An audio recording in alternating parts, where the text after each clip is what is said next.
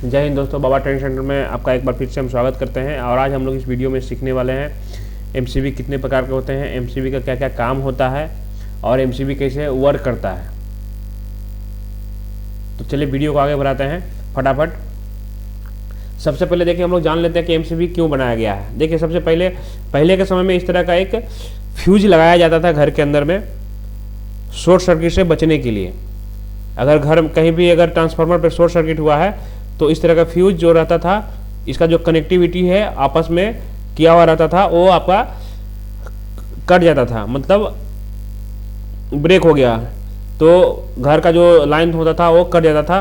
कोई भी आपका कंपोनेंट घर का पंखा बल्ब फ्यूज नहीं करता था, इसी के लिए ये फ्यूज लगाया जाता था। फिर से क्या है, जब फ्यूज उड़ गया या फ्यूज ब्रेक हो गया तो उस कंडीशन में क्या होता था, इस फ्यूज को हम लोग निकालते थे और यहाँ पे एक तार जोड़कर फिर से उसको लगाते थे तो घर में लाइट बत्ती जलता था। ठीक है, तो क्या है कि ये जो फ्यूज है थोड़ा सा मतलब पेचीदा था। क्या है, इसको निकालो फिर इसमें तार जोड़ो, तार खोजो, लगाओ, ठीक है, और बार बार उड़ जाए, ठीक है, तो बार बार निकालिए। और घर में अगर कोई पर्सन ना हो होशियार, ठीक है, तो उसको निकालने में भी लोग डरते थे कि भाई बिजली है करंट मार देगा। हम लोग खुद बचपन में डरते थे कि इसको अगर छुएंगे तो करंट मार देगा, तो समस्या होती थी। ठीक है, इसी को देखते हुए जो है ना एमसीबी को बनाया गया है, ठीक है, ताकि इसमें आपको तार जोड़ना ना पड़े, क्योंकि ये आपका ऑटोमेटिक काम करता है। चलिए जानते हैं। देखिए एमसीबी का फुल फॉर्म होता है आपका मिनिएचर सर्किट ब्रेकर। इसका काम क्या होता है कि इसका काम होता है शॉर्ट सर्किट से प्रोटेक्शन देना।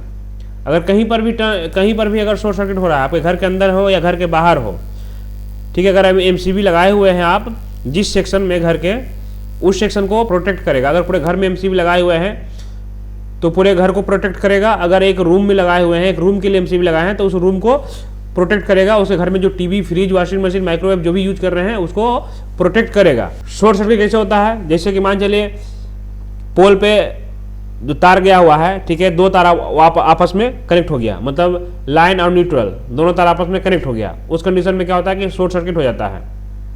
ठीक है, या नॉर्मल जो तार होता है पोल पे, उसमें 440 का तार गिर गया, ठीक है, तीनों तार आपस में कनेक्ट हो जाता है, तो उस कंडीशन में जो है आपका शॉर्ट सर्किट हो जाता है। या घर में आप तार जोड़ रहे हैं, बल्ब लगा रहे हैं, जोड़ रहे हैं, और प्लस माइनस दोनों न्यूट्रल और मेन आपस में कनेक्ट हो गया, ठीक है, उस कंडीशन में भी शॉर्ट सर्किट होता है। तो उसी को बचाने के लिए जो है, शॉर्ट सर्किट को बचाने के लिए, अगर आपका शॉर्ट हुआ है एक सेक्शन में तो वही सेक्शन आपका शॉर्ट होके बंद हो जाएगा या रुक जाएगा वहीं पे, पूरा घर का वायरिंग शॉर्ट नहीं होगा। इसीलिए एमसीबी को लगाया जाता है। और एमसीबी पहला जो काम करता है आपका शॉर्ट सर्किट से आपको प्रोटेक्ट करता है, आपके घर के जितने भी अप्लायंस है उसको प्रोटेक्ट करता है।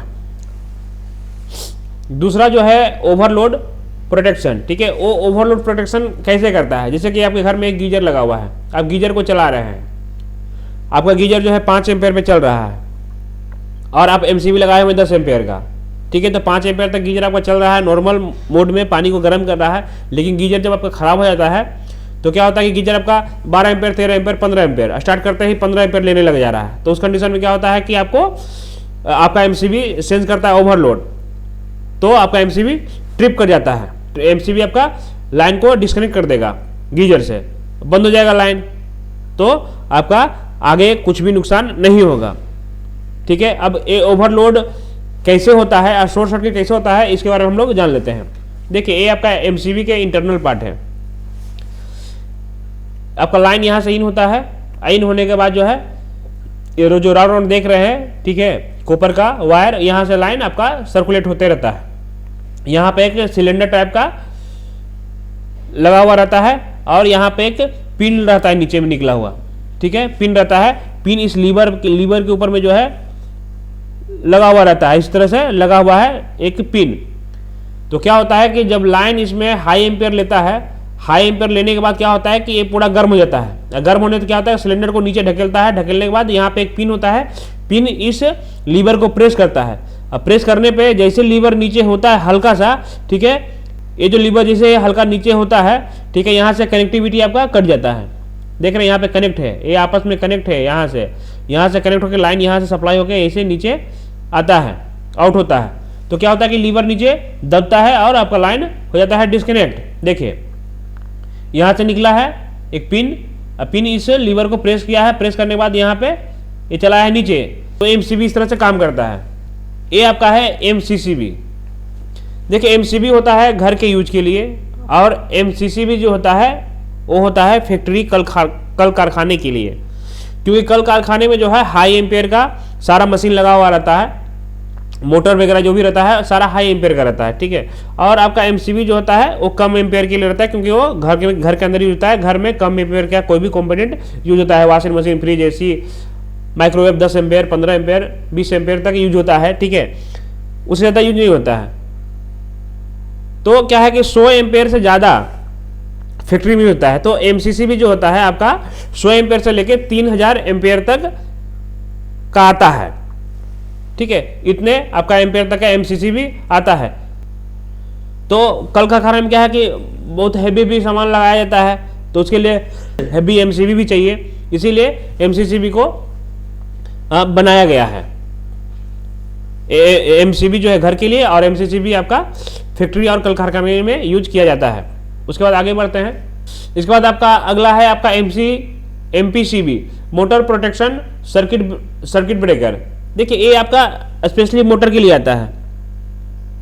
मोटर के लिए क्यों आता है? क्योंकि देखिए मोटर में क्या है, 2 वाइंडिंग रहता है, एक स्टार्टिंग वाइंडिंग, एक रनिंग वाइंडिंग, ठीक है। तो मोटर में क्या है कि अगर आप 10 एम्पेयर का लगा रहे हैं एमसीबी, ठीक है, और मोटर में 10 एम्पेयर का आपका मोटर भी है, तो क्या होता है कि जब स्टार्ट होता है मोटर तो वो आपका ज़्यादा एम्पेयर लेता है, 15 एम्पेयर लेता है, या हो सकता है कि 20 एम्पेयर ले स्टार्टिंग में।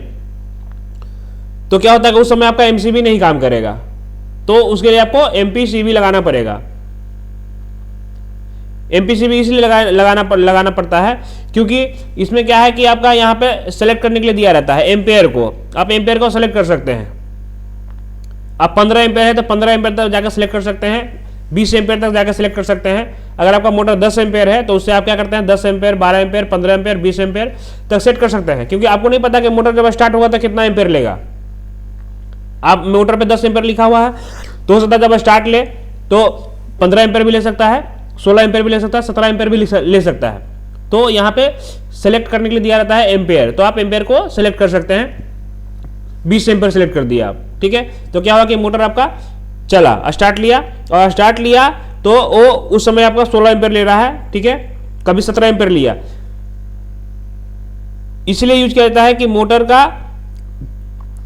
2 एम्पेयर में चलता है। स्टार्टिंग एम्पेयर जो होता है ज़्यादा होता है, उसके बाद जब स्टार्ट हो जाता है उसके बाद जो है अपने नॉर्मल एम्पेयर में चलने लगता है।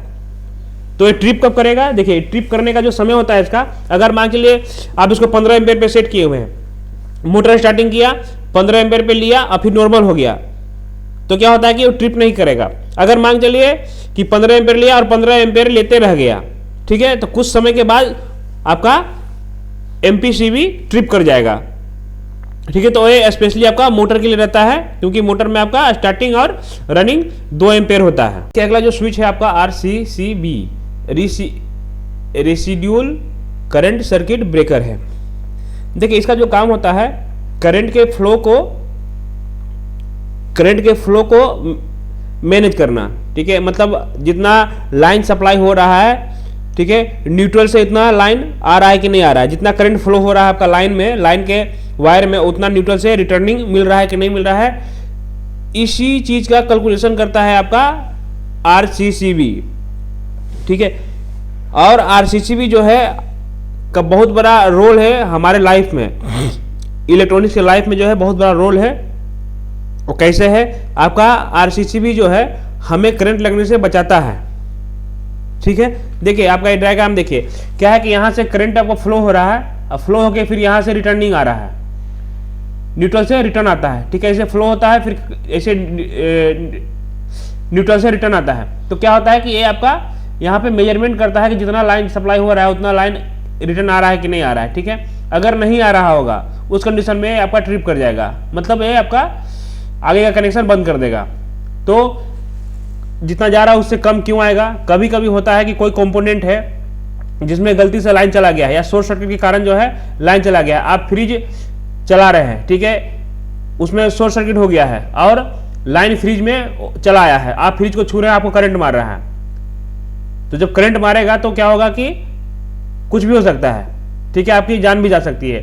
उससे प्रोटेक्शन के लिए आपका आरसीसी भी लगाया रहता है। अब क्या है कि यहां से गया लाइन और चला गया फ्रिज में, अब फ्रिज को आपने छुआ, आपको करंट लग गया यहाँ पे।